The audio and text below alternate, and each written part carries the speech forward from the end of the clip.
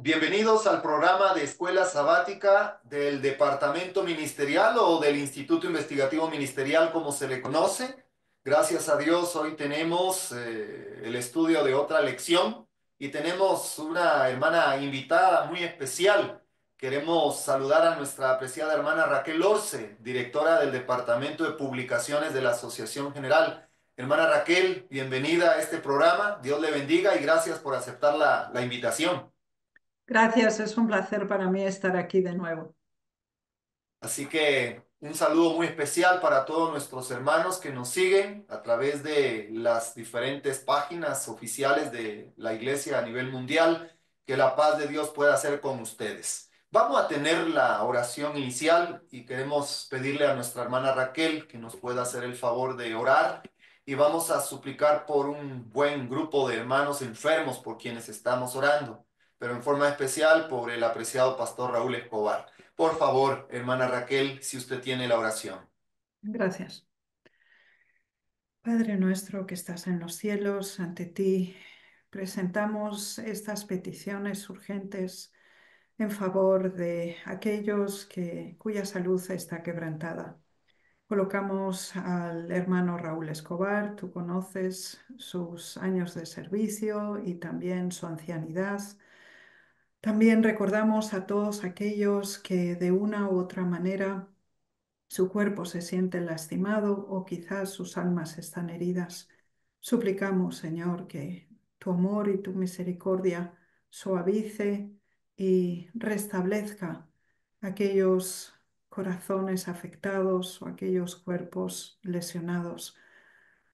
Tu infinita sabiduría conoce el futuro y por ello colocamos bajo tu sabia providencia la vida de cada uno de tus hijos, así como la nuestra propia, de manera que de acuerdo a tu infinita voluntad podamos, Señor, un día tener el privilegio de verte en gloria. Asiste, Señor, a todos los quebrantados de alma, de espíritu y de cuerpo, y permanece con tu gracia y tu bendición en nuestro medio. En el nombre de Jesús. Amén. Amén. Muchas gracias, hermana Raquel, por la oración.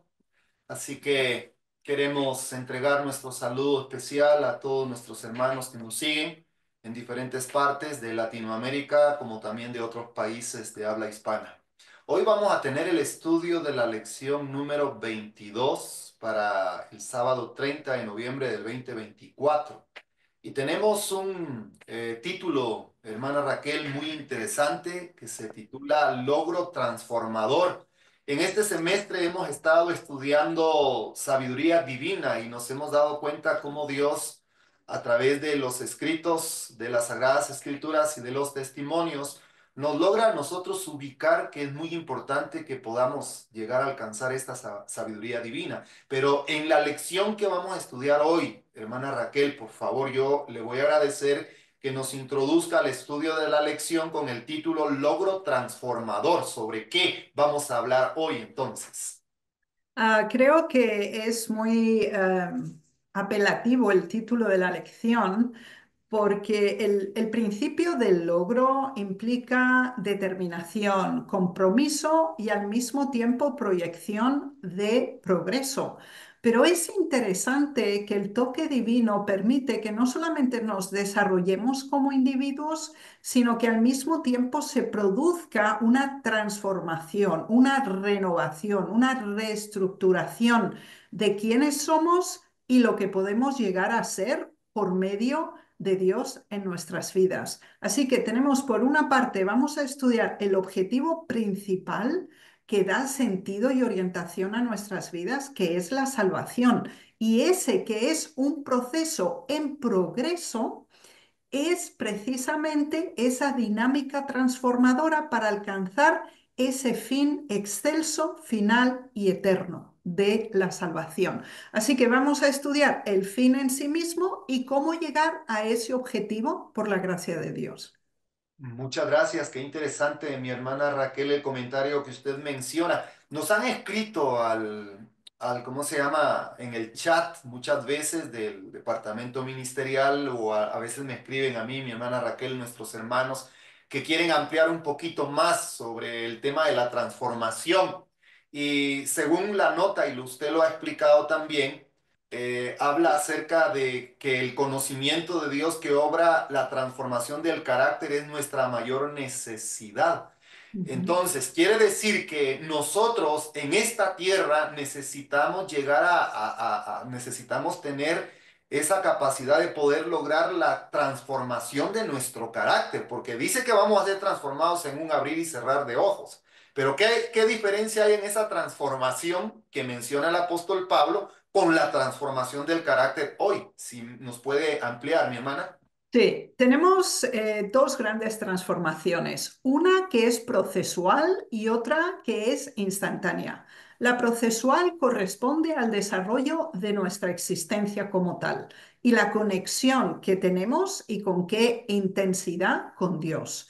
La segunda, que es esa transformación instantánea, tiene que ver con todos aquellos que serán salvos y que contar con un cuerpo perecedero, destinado a la muerte, será un cuerpo glorificado. Entonces, esa transformación es instantánea. Cuando ya la declaración de salvación es un hecho. Sin embargo, para conseguir la transformación instantánea tenemos que pasar por la transformación progresiva, que es el resto de nuestra vida.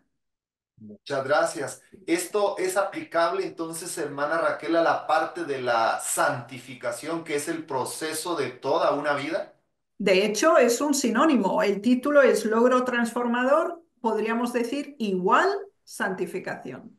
Muchas gracias, mi hermana Raquel, para nuestros hermanos que siempre anotan y nos dicen, pastor, por favor, pueden repetir un poquito a veces cuando tratamos la manera de explicar el tema del título de la lección, logro transformador, que es el proceso de la santificación. Muy bien, vamos a pasar a la primera pregunta, mi hermana Raquel, y dice, ¿qué conocimiento llevará al ser humano a una reflexión profunda? Fíjense que estas 7 preguntas tienen una secuencia y están establecidas en orden cronológico. Por lo tanto, la primera pregunta parte de esa identidad dual del ser humano. El versículo es muy impactante. Se nos dice en Primera de Juan 3:5, y sabéis que Él apareció para quitar nuestros pecados y no hay pecado en Él. Aquí tenemos dos condiciones y dos situaciones con dos individuos diferentes. Uno, nosotros, la humanidad, la raza humana como tal. ¿Cuál es nuestra condición en estado como tal, presente, natural? Es que nosotros estamos en pecado. Ahora, ¿cómo podemos tener otra opción? Es otro individuo que es nuestro Salvador, Jesucristo, como Dios humanado, el cual no tiene pecado. Así que el primer punto para el logro es entender quiénes somos y quién nos convierte en lo que podemos llegar a ser. Por lo tanto, la autodefinición de nosotros mismos es el primer punto. Es decir, debemos confrontar nuestra realidad.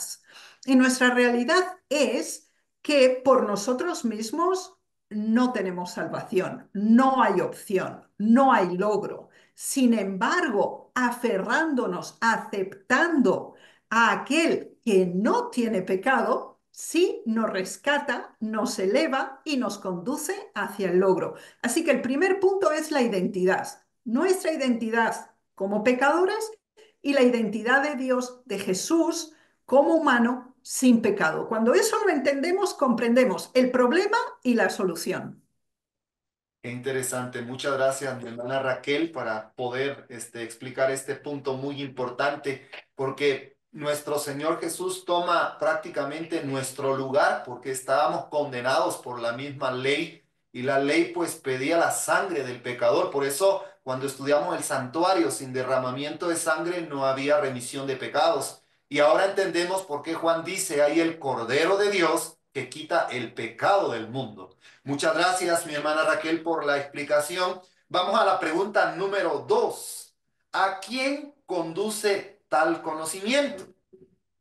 Fíjese que es importante porque si el primer punto es la identidad, nuestra autodefinición, porque ese es nuestro punto de partida. Bien, entonces cuando ya sabemos cuál es nuestra condición, que es desesperada y sin esperanza, la segunda pregunta nos viene a presentar no solo el ideal, sino la modalidad de alcanzar ese ideal. Y por eso tenemos la cita de Mateo 1:21 que identifica la identidad de Jesús. Fíjense qué significativo es esto. Dice así, porque Él salvará a su pueblo de sus pecados. Esta preposición marca una diferencia histórica en la historia de la humanidad, valga la redundancia. ¿Por qué?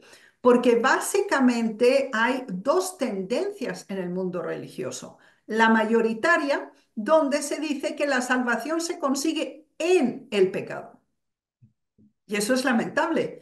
Y de hecho es un rechazo abierto del plan de salvación, porque el plan de salvación será para rescatar a los pecadores que dejen de ser, que abandonen.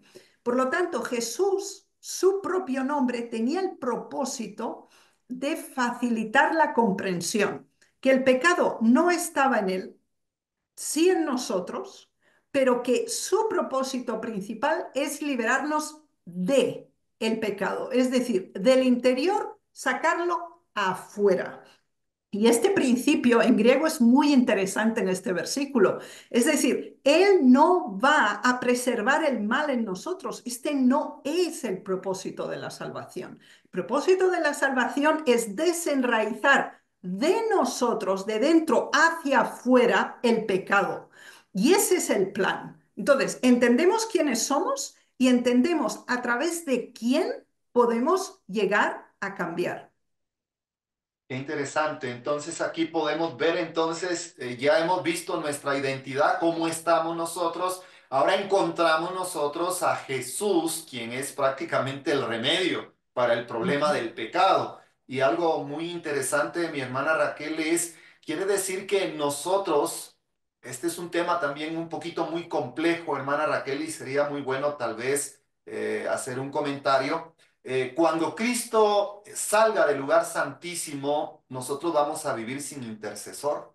La gracia se va a finalizar, ya no hay más salvación para nadie y los justos que van a estar viviendo aquí en esta tierra van a estar dando testimonio, prácticamente van a ser la luz del mundo y van a dar testimonio y en ese momentito prácticamente el ser humano llegó a un estado donde prácticamente no puede pecar porque va a estar prácticamente completamente en un lugar donde va a depender totalmente de Dios. Pero va a haber un problema grande y aquí es donde muchas veces hay confusión, porque como usted lo explicó, muchas veces creemos que Cristo nos va a salvar a nosotros estando en pecado, pero Cristo no nos va a salvar estando en pecado si nosotros dejamos de pecar. Por eso se le dijo a la mujer adúltera, vete y no peques más. Quiere decir que nosotros podemos vivir a la altura de las demandas que Dios pide si nosotros confiamos en el poder divino. ¿Cómo explicaríamos este punto, mi hermana Raquel? Sí, mire, en español tenemos dos verbos que es el ser y el estar. Y esto es muy significativo. Y para otras personas que no saben el español como lengua madre, les cuesta entender la diferencia entre ser y estar.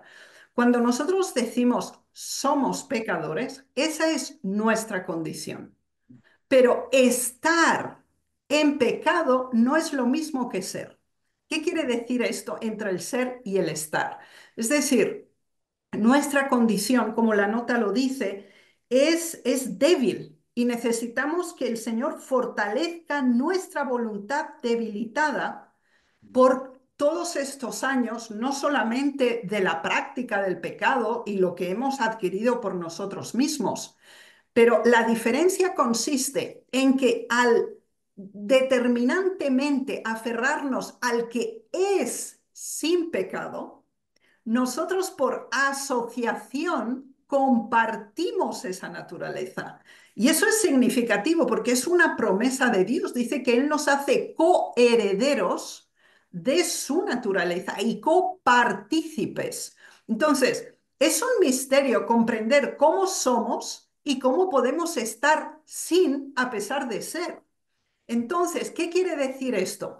Que nosotros solo podemos estar sin esa tendencia natural al pecado cuando Dios nos transforma, cuando se da esa obra interna en nosotros, porque por nosotros mismos somos incapaces de negarnos al mal. Es lo natural, lo que nos fluye a nosotros, es espontáneo. Entonces, nosotros tenemos que someter nuestra voluntad, nuestro pensamiento, nuestros valores a la voluntad de Dios. Y a partir de ese momento podemos dejar de ser para que estar sin. Qué interesante. Ahora entendemos mucho las frases, los comentarios y los llamados que el Señor Jesús mencionaba en las Escrituras. Por ejemplo, el famoso llamado de libro de Mateo 11:29: venid a mí todos los que estáis trabajados y cargados y yo os haré descansar. Nosotros necesitamos descansar muchas veces del pecado que nos agobia. Y eso es muy cierto, lo que usted ha mencionado, mi hermana Raquel. Pero bueno, vamos a continuar con la pregunta número 3 y dice, ¿qué cambio interno se produce entonces? Esta es justo la transición. El pasado no lo podemos cambiar, pero desde el presente podemos proyectar el futuro. Y esto es lo que nos dice justo este versículo. Esa tridimensionalidad del tiempo debemos claramente secuenciarla en nuestra experiencia. ¿Cómo era sin Dios? ¿Cómo es en Dios? ¿Y cómo es con Dios? Entonces, esos tres momentos, el apóstol Juan lo conocía por experiencia. Y entonces él escribe, nosotros sabemos que hemos pasado de muerte a vida. Así que de lo que éramos, estamos en otra condición. O sea, ha habido un paso, ha habido una transición, ha habido un antes y un después. Y esto es muy importante para nosotros. Es decir, nosotros tenemos que practicar una autoevaluación. Si nosotros hace un año, 6 meses, 20, 40 años que estamos en la iglesia y no tenemos un antes y un después, es penoso esto. Porque a veces podemos decir, no, es que yo soy así, es que a mí me criaron así y desde cuándo lo que somos tiene que bloquear lo que podemos llegar a ser. Entonces, Juan aquí lo dice, hemos pasado de muerte a vida. Y hay evidencias específicas que nos permiten constatar esta experiencia. Y aquí el apóstol, por revelación, también presenta cuáles son esas evidencias. Y lo dice claramente, en que amemos a nuestros hermanos. La relación y el modo de interconectar con nuestros semejantes revela, punto uno, nuestra comprensión de lo que somos. Dos, nuestra capacidad de perdón. Y tercero, nuestra capacidad de ayuda, asistencia a cualquiera. Y vuelve y lo dice. Ahora, en sentido contrario, el que no ama a su hermano está en muerte. Así que el paso de muerte a vida no se ha dado. Es muy significativo que el modo en que nosotros tratamos a otros demuestran cómo entendemos nosotros a Dios. Fíjense la parábola de los dos deudores. Un deudor jamás podía pagar la deuda que pesaba sobre él. Es perdonado, pero se encuentra a su consiervo que en comparación con él la deuda era mínima, ridícula, en número, en cantidad, en importancia. Pero él lo agobia, lo acosa y le dice que lo va a llevar a la cárcel. ¿Qué demostró esto? Que la valoración de la salvación, del perdón, no era percibida por este primer deudor a quien se le fue perdonado. ¿Y cómo lo demostró? Siendo cruel, siendo absolutamente injusto y carente de cualquier empatía y compasión hacia su congénere. Por lo tanto, esta transición nosotros podemos probarla. Si nosotros decimos, no, es que yo aborrezco a esta persona. Bueno, esto es grave. Nosotros tenemos que detenernos. Podemos tener estos sentimientos, pero tenemos que ir a Dios y decirle, Señor, por favor, quítame este rencor o esta venganza o esta rabia o este odio. Entonces, esa es una lucha por la que tenemos que pasar, porque también es una cuestión cultural, educativa, que tengamos esa sensación de, bueno, yo te perdono, pero no olvido, y a mí no te me pongas enfrente. Entonces, ¿esto qué quiere decir? Que nosotros no somos conscientes de nuestra propia pecaminosidad y no la colocamos en la misma balanza que el cielo la pone y no apreciamos el perdón, la gracia y el amor que Dios nos da. Así que esa transición es realmente significativa y es la evidencia más patente de si realmente hemos pasado de muerte a vida. Interesante. Y aquí está entonces, creo que ese debe de ser el objetivo de cada uno de nosotros, poder llegar a alcanzar ese logro de la transformación, pero de nuestro carácter. Porque hay algo muy importante, hermana Raquel, en lo que hemos estudiado hasta acá.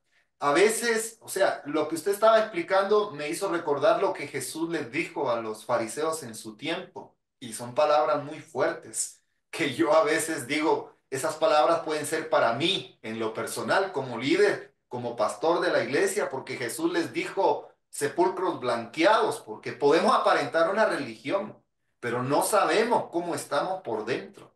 Y eso era lo que pasaba con ellos. Maquinaban la forma de poder hacer que Cristo pudiese hablar algo que lo condenara y llevarlo a la muerte y lo llevaron hasta la misma muerte. ¿Cuántas veces puede suceder eso en nuestro medio? Y usted lo mencionó. Por eso es muy importante esa autoevaluación que debemos de tener cada día. No de compararnos con los hermanos como el fariseo, porque el fariseo podía tener las obras exteriores que se ven, visita la iglesia, da sus diezmos, es fiel en lo que se ve, pero dentro de sí, ¿cómo está? Ya hubo un cambio, ya con relación a estos puntos sobre el perdón, porque el que no ama a Dios, el que no ama no ha conocido a Dios, porque Dios es amor, lo escribe claramente el Ujú. apóstol. Y yo creo que esto tiene que ver mucho con la transformación de lo que usted ha mencionado. Bueno, oramos a Dios para que Dios pueda producir ese cambio en nosotros y a nuestros hermanos que nos siguen. Ahora entendemos también, hermana Raquel, lo que Jesús dijo, si traes tu ofrenda al altar. Ok, todos llevamos nuestra ofrenda al altar cada sábado, hermana.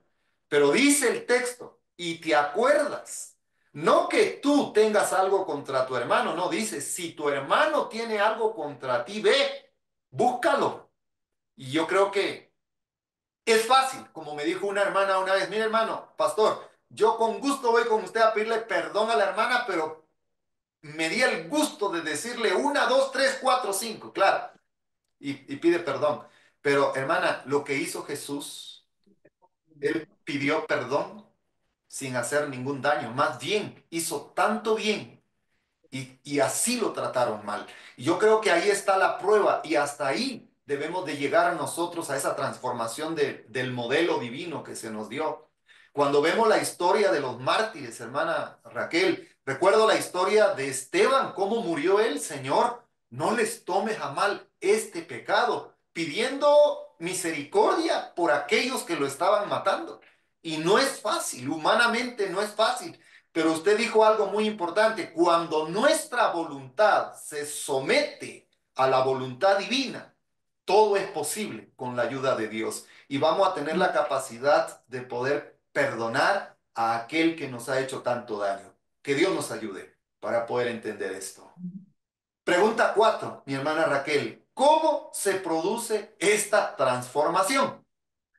Esto es realmente importante y Segunda de Corintios 4:16 está hablando de un individuo en dos fases. Se nos habla del hombre exterior y nos habla del hombre interior. Nos dice que el hombre exterior se desgasta, mientras que el interior se renueva. Y es muy interesante que estos dos fenómenos se dan de día en día, o sea, cada día. No es un instante, no es un momento aislado en nuestra vida, sino que es una dinámica. Y esta dinámica es muy significativa porque decodificando estos símbolos, sabemos que la exterioridad o la fisicalidad del ser humano obviamente sí se va desgastando. Cuando teníamos 20 años, pues éramos muy enérgicos, no nos cansábamos tan fácilmente. Cuando llegamos a los 40, 50, 60, pues marcan una diferencia. Entonces, nuestra fisicalidad se deteriora. Sin embargo, fíjense que es interesante, que nuestro interior no debe ser proporcional a nuestro exterior. Porque generalmente, y esto es significativo, si no hemos superado nuestros defectos en la edad adulta o en la vejez, estos se fortifican y llegan a un nivel de elevada exaltación. Por eso tenemos un capítulo acerca, un salmo de David donde él ora por su vejez, porque lo que no hemos superado en buenas etapas, la juventud, la adultez primaria o secundaria, al llegar a la terciaria, es mucho más difícil. Así que tenemos que tener claro que y asumir nuestro deterioro físico. Es parte de nuestra naturaleza, es nuestro bagaje, pero esto queda completamente compensado con esta trayectoria, esta transición que Dios establece, y es que se produzca un, una renovación. Un sinónimo, nuevo nacimiento, nueva criatura. Él siempre es en el interior. Las formas o lo que demostramos, cuando es genuino, proviene del interior. Nace de la obra del Espíritu Santo dentro de nuestro ser y es constante, es de día en día. Interesante, hermana, el poder llegar a alcanzar esa transformación. Usted me hizo recordar, lo leí también el comentario sobre, creo que es el Salmo 71 que David escribió. Dice, si aquellos padres no lograron superar sus defectos de carácter, con la vejez se multiplican, se duplican. Si eran Ujú. egoístas, son más egoístas. Si eran avaros, dice, su avaricia los lleva hasta odiar a sus propios hijos. Y Sí. esto también lo podemos llevar a nivel espiritual en la iglesia, de nuestros padres espirituales, de nuestros hermanos de mayor edad. Y eso lo hemos visto en todas las esferas, hermana, porque se proyecta en la vida espiritual. Y lamentablemente lo que nosotros somos, lo que realmente somos, lo llevamos en todas las esferas de nuestra vida social, en la familia, en la iglesia, en el trabajo. Y ahí es donde muchas veces no damos testimonio de que somos cristianos. Por eso es muy importante acercarnos más a Cristo, acercarnos más a Dios, para que podamos entender ese proceso de la transformación que usted nos está mencionando en este momento. La pregunta 5, hermana Raquel, ¿qué conocimiento da a una persona sensación de seguridad?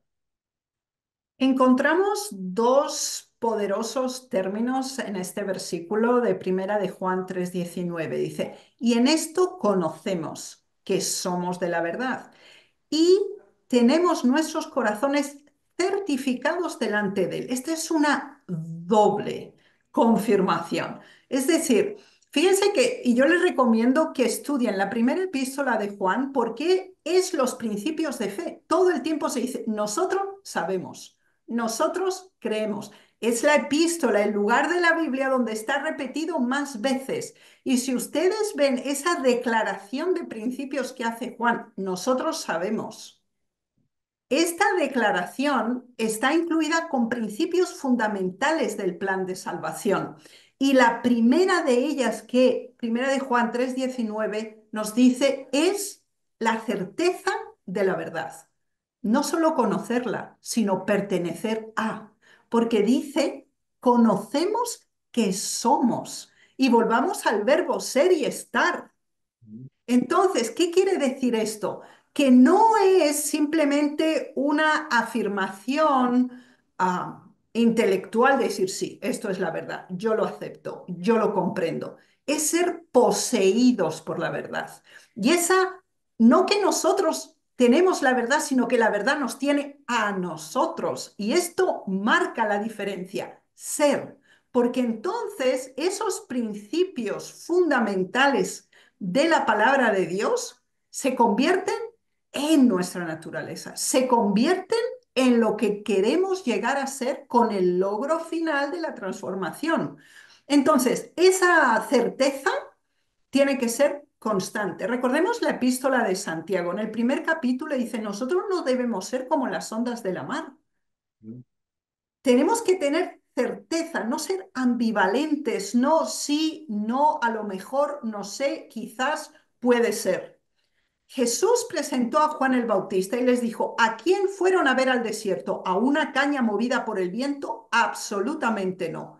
Firmeza y certeza en lo que se cree. Y para ello, la nota es muy diciente. Se nos dice, debería ser el objeto de contemplación y el tema de conversación. Así que lo que pensamos y lo que hablamos tiene que estar unificado bajo un solo tema, Dios mismo. Dice, debe haber definidamente un nivel más elevado de pensamiento y de acción. Aquí tenemos el modo de pensar, el modo de hablar y el modo de actuar. Esta tridimensionalidad define si somos de la verdad y estamos en capacidad de autoevaluarnos y deberíamos hacerlo. La lección tiene ese propósito, es una lección personalizada para que nosotros delante del Señor con corazón le digamos, Señor, ayúdanos a ser de la verdad, no solo a conocer la verdad. Muchas gracias, mi hermana Raquel. Por eso es muy importante llegar a entender que este conocimiento le va a dar la seguridad al ser humano de que sí puede existir un cambio en sus malos hábitos. Por eso usted lo explicaba también, de modo que si alguno está en Cristo, nueva criatura es. ¿Qué pasa con las cosas viejas? Ya no están más, murieron. Y yo quisiera, hermana Raquel, compartir con usted la primera parte de la nota porque es también muy importante. Dice, los desórdenes y las imperfecciones de las palabras y los caracteres humanos pueden restaurarse solo por medio de Jesucristo. Entonces, y esta es una obra de toda la vida. Y ahora entendemos por qué el Espíritu de Profecía menciona que lo único que vamos a llevar de la tierra al cielo es un carácter que nosotros mismos con la ayuda divina pudimos transformarlo. Pero ¿cómo es eso? Aquí yo veo que dice, a través de la contemplación. ¿A quién contemplamos cada día? Ahora entiendo lo que dice el espíritu de profecía que menciona que debiéramos de meditar por lo menos 1 hora cada día, en forma especial de los últimos eventos de nuestro Señor Jesús.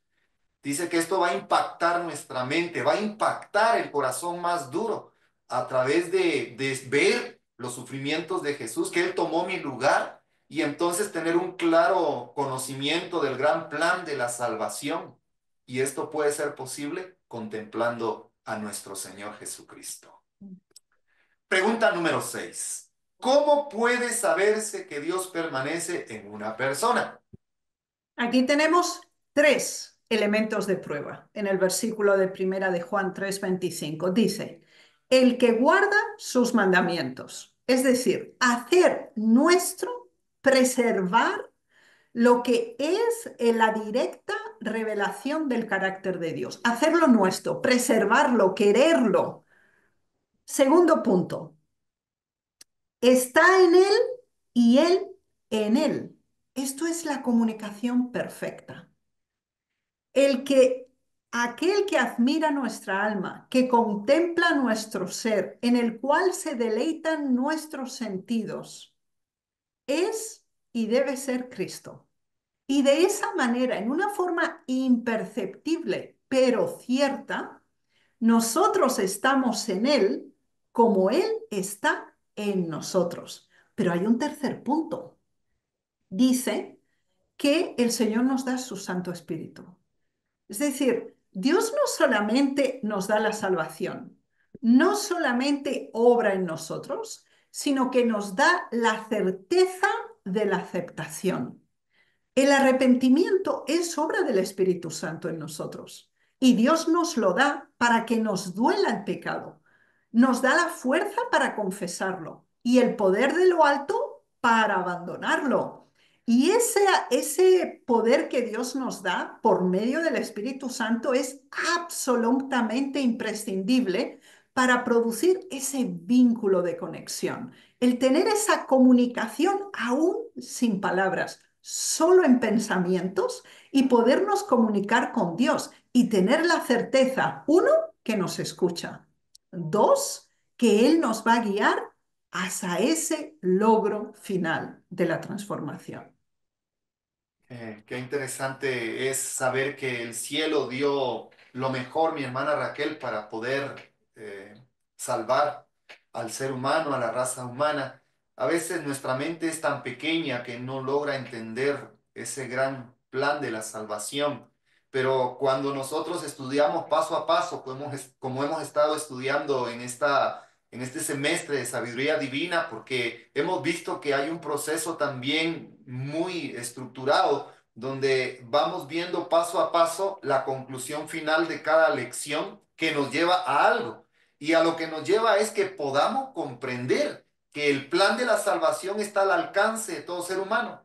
Y es aquí donde nosotros necesitamos pedir al Espíritu Santo, que Dios lo da. Es uno de los regalos más grandiosos que después de que Cristo se fue, pues ha dejado a su iglesia. Y lamentablemente no pedimos la presencia del Espíritu Santo.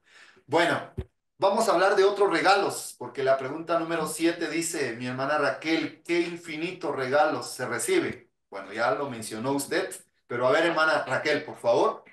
Bien, aquí es para ratificar la idea. Fíjense que esto es muy importante, Romanos 5:5, y lo escribe ante alguien, como es el apóstol Pablo, que él sintió en su alma el dolor profundo de haber sido un perseguidor de la iglesia. Y cuando uno lee las epístolas, casi no hay ninguna que directa o indirectamente haga una referencia a su pasado, pero él lo presenta como un elemento de referencia, no de realidad presente. Y esto es lo que marca la diferencia en ese logro de transformación. Y veamos cómo él lo sintetiza, porque el apóstol Pablo es muy sistemático y lógico en su forma de expresión. Y Romanos 5:5 es un versículo fundamental. Dice así, y la esperanza no avergüenza, porque el amor de Dios está derramado en nuestros corazones por el Espíritu Santo que nos es dado.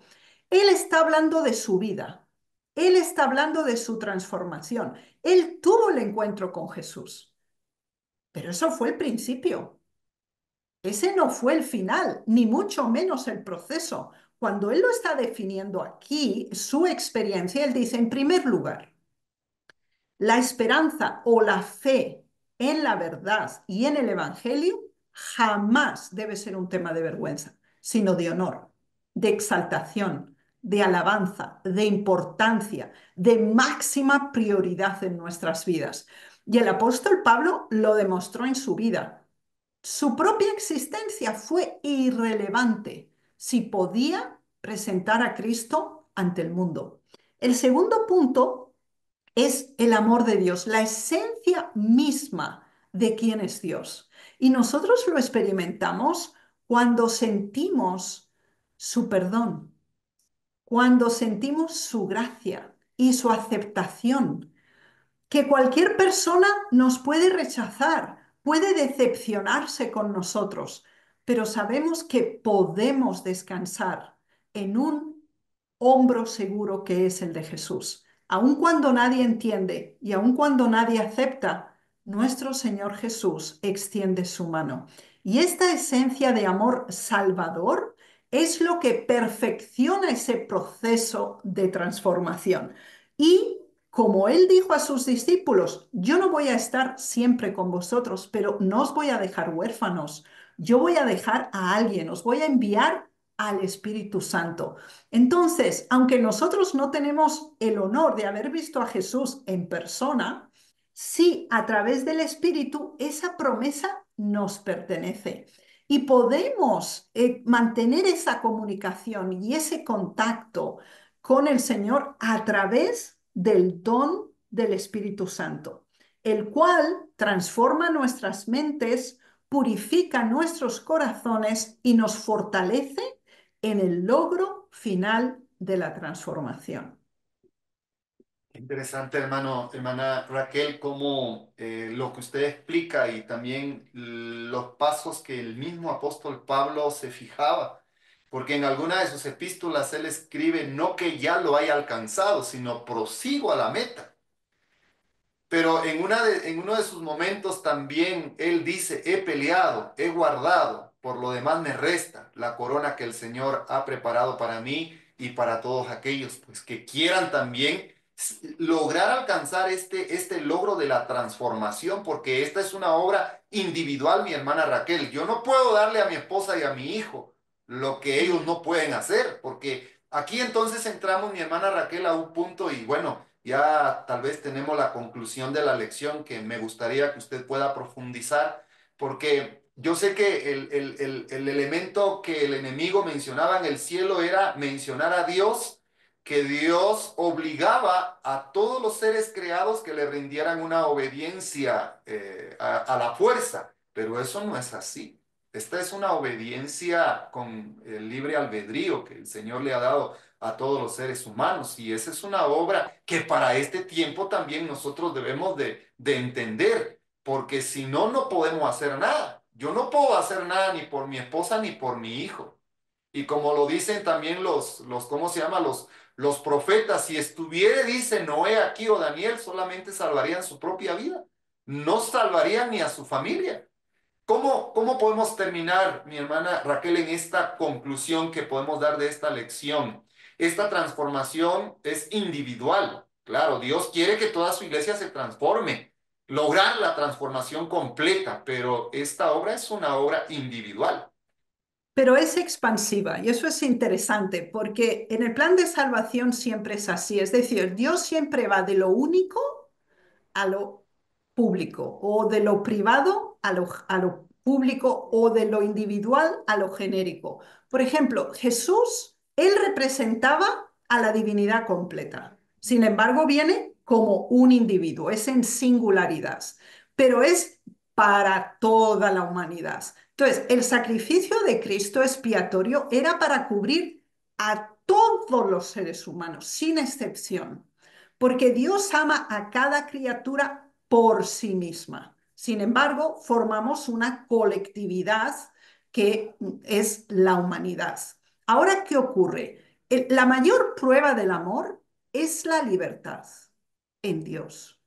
Y Dios lo encontramos en ofreciendo la mayor apertura a servirle y amarle en Génesis capítulo 2. Él les dice, este es vuestro lugar, es el jardín. Y hay dos árboles especiales aquí, el árbol de la vida y el árbol de la ciencia del bien y del mal.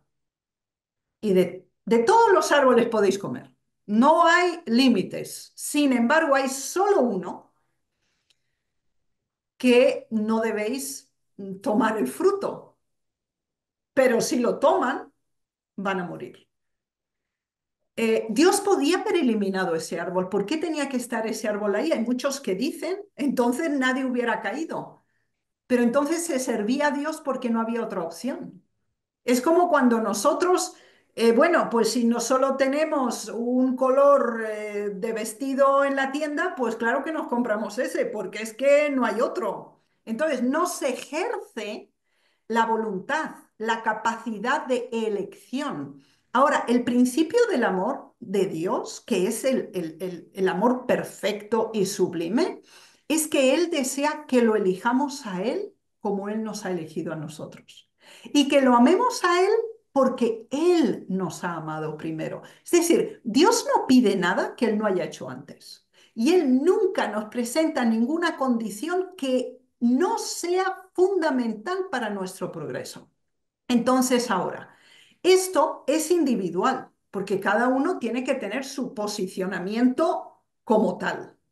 Sin embargo, sí tiene un efecto muy importante, porque tiene un efecto expansivo.